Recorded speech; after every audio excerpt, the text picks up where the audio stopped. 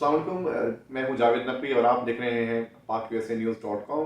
नाज़रीन, हमने ये सिलसिला शुरू किया है जो अमेरिका में जो पाकिस्तानी आए हैं और यहाँ पे अपनी फील्ड्स में उन्होंने कामयाबी हासिल की। हमने इस हवाले से इस सिलसिले का आगाज़ हम करेंगे। जनाब तारक साहब से इस वक्त मेरे साथ मौजूद हैं।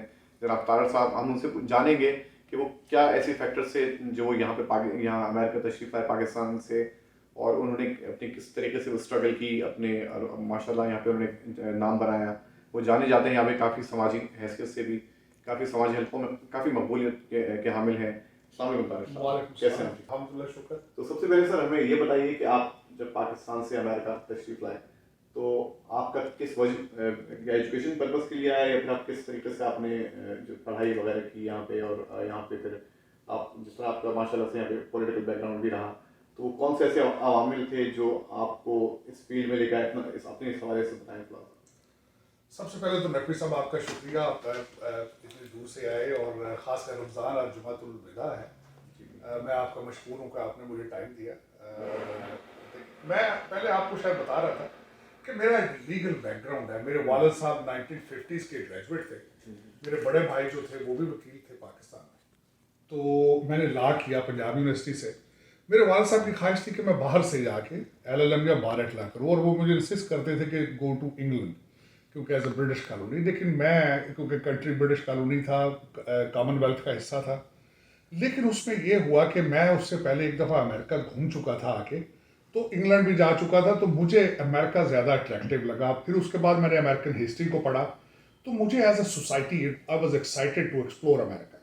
तो फिर मैंने इरादा किया कि मैं अमेरिका से जाके LLM करूँगा। इस वजह से यहाँ पे आया।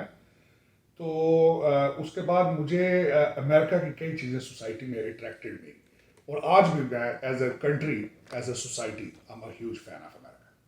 अच्छा, तो आप क्या समझते हैं कि ये जो सोसाइटी है यहाँ पे, जो अपॉर्चुनिटीज़ के हवाले से हम देखते हैं कि काफ़ी लोग जो मुख्तलिफ ममालिक से अमेरिका आते हैं, और अमेरिका जैसा कि आप जानते हैं आगे लैंड ऑफ अपॉर्चुनिटीज़ कहलाता है, तो आपने यहाँ पे क्या चीज़ देखी है, और आप क्या लोगों को बताना चाहेंगे किस तरीके से सक्सेसफुल होने के लिए यहाँ पे क्या चीज़ करनी चाहिए, किस तरीके से स्ट्रगल करना चाहिए?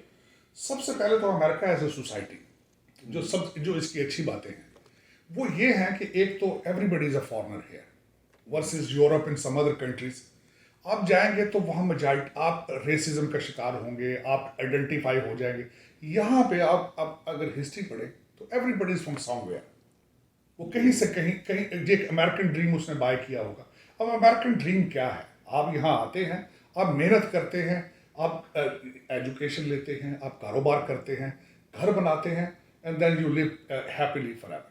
अमेरिकन ड्रीम ये है कि मैं बल्कि यहाँ से मैंने आपको ये बताया कि मैंने यहाँ पे MBA भी किया, तो उसमें हमारा एक जो MBA के बिजनेस प्रोफेसर थे, वो कहते थे कि America is such a dream, such a country, कि आपको जो ख्वाब आता है वो यहाँ पे पूरा हो सकता है।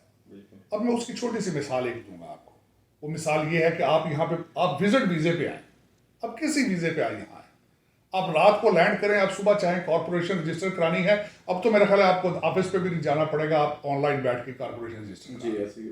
वर्सेस दूसरे ममालिक में रेड टेप है और कई किस्म के लवाजमात हैं।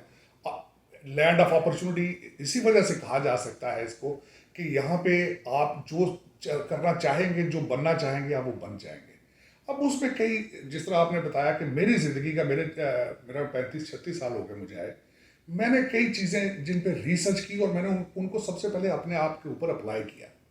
मैं ऐसी कोई बात नहीं करूँगा जो मैं खुद अप्लाई ना किया हो, या उसका पीछे रेफरेंस मौजूद ना हो। अब सक्सेस में मैं आपके देखने वालों को, आपके चाहने वालों को कुछ छोटे छोटे से मशवरे जो अपने ज़ाती तौर पे मैंने अप्लाई किए वो बताऊंगा। एक तो आपको चाहिए कि जहां आए, देख के टाउन पिक करें, एरिया पिक करें, फिर वहां रहें, बार बार उसको तब्दील ना करें। एक तो सबसे बड़ी बात यह है। दूसरा, जिस फील्ड में आप जाना चाहते हैं, जो कुछ भी करना चाहते हैं, वो एक फील्ड पिक करें और उसको एटलीस्ट 5 से 10 साल दें। उसके बाद उसको कंक्लूड करें कि आपका डिसीजन कैसा था।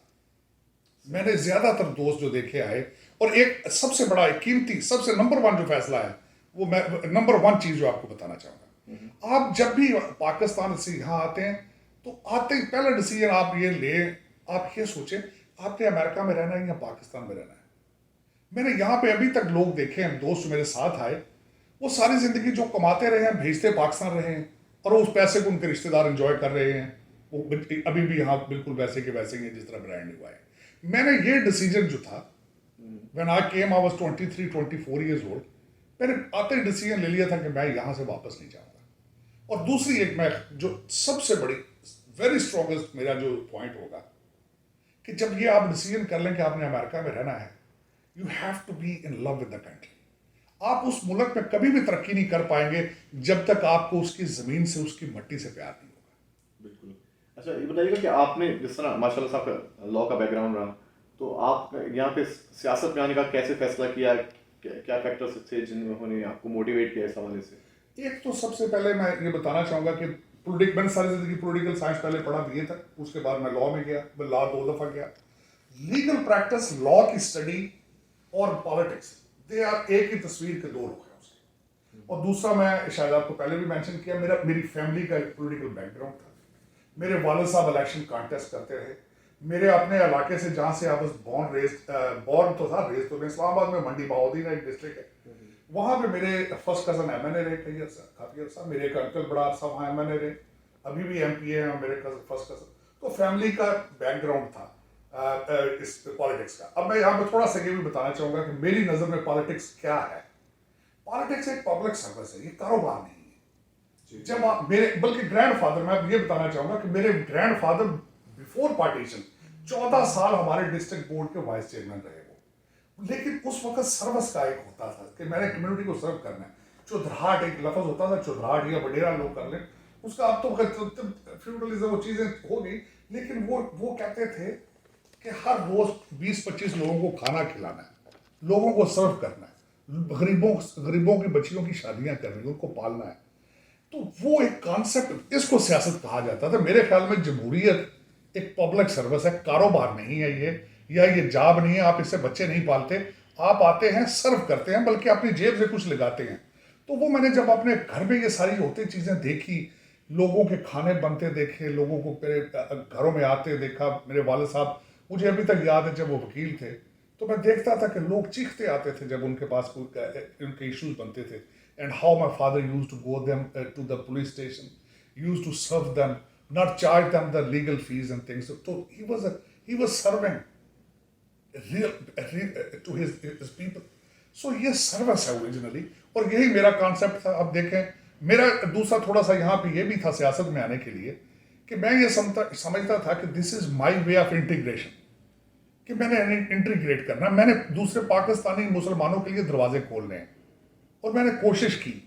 मैं ये समझ, अभी तक मेरा जो टाइटल, या मेरा एक टाइटल तो ना कहें, मेरी अचीवमेंट, मैं खुद कई दफ़ा हैरान होता हूँ इस बात पे कि देखें कि मेरे बैकग्राउंड से I am the first Pakistani and first Muslim so far who spoke at RNC, Republican national convention.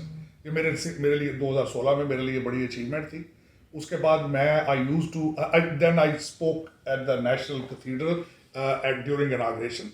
और मैं समझता हूँ, मुझे आज तक जब भी प्रेसिडेंट ट्रंप साहब ने बुलाया, बाई नेम बुलाया, मेरे लिए बहुत बड़ा एजाज़ है कि एक पाकिस्तानी, एक मुसलमान को, फर्स्ट जनरेशन इमिग्रेंट को president of the Pakistan, the president of the free world by name जानता हो, रिकग्नाइज करता हो। जब भी जहाँ भी मिलता था उनसे, मुझे कई दफ़ा प्रेसिडेंट साहब ने बार बार कहा, मुझे अपनी कैबिनेट से इंट्रोड्यूस कराया कि he is the only Muslim who stood behind me during the rough times.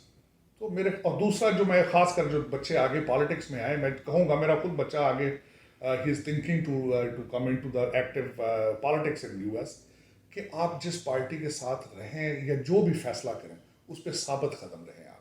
मैं जब तक ये सारी जो बात आपको बता रहा था प्रेसिडेंट साहब ने, इस प्रोसेस में कई दफ़ा ऐसा टाइम आया कि प्रेसिडेंट साहब खुद घबरा गए जब उनके कई स्कैंडल इधर उधर निकल रहे थे।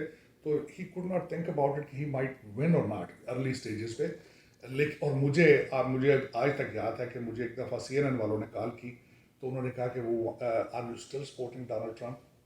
तो मैंने कहा I am still supporting Donald Trump. तो मैंने कहा व्हाई आर यू आस्किंग? उन्होंने कहा रिसेंट स्कैंडल के बाद कई लोगों ने अपनी सपोर्ट विड्रा कर ली है and we are doing a segment on them. लेकिन इन हालात में भी I stood behind Donald Trump. मेरी identity as a Trumpster, I am a conservative and I'm a Trumpster. I'm not only Republican. There are a lot of people, they are Republican, but they are not Trumpster. So I have been a Trumpster. I am a Trumpster today, even then. And I believe in his philosophy and ideology and conservatism. And, So that's what I am. Thank you so much Tarak साहब, बहुत बहुत शुक्रिया आपका पाक USA news के लिए time निकालने का। नाज़रीन, हमारे साथ मौजूद है तारक साहब, जिन्होंने जो काफ़ी यहाँ पे एक्टिव मेंबर हैं रिपब्लिकन पार्टी के भी। हम उनके इंतहाई मुतशक्किर हैं कि उन्होंने अपना कीमती वक्त निकाला। इंशाल्लाह नेक्स्ट टाइम हम किसी और शख्सियत के साथ हाजिर होंगे। आप देखते रहिए PakUSANews.com। Thank you.